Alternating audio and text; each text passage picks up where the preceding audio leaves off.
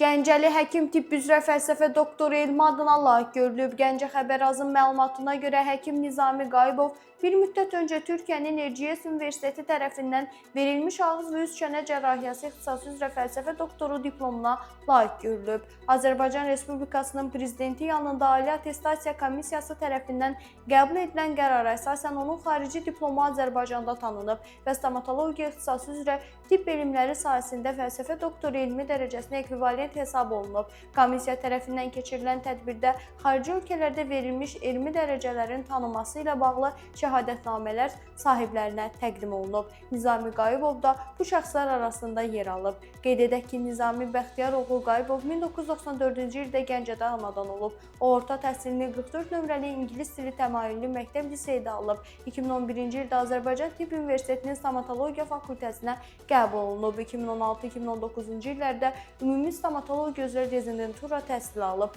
2019-cu ildə Türkiyənin Erciyes Universiteti Səhiyyə Elmləri İnstitutunda ağız və üz çənə cərrahiyyəsi ixtisası üzrə doktorantura təhsilinə başlayan Nizami Qayıbov 2025-ci ildə təhsilini uğurla tamamlayıb.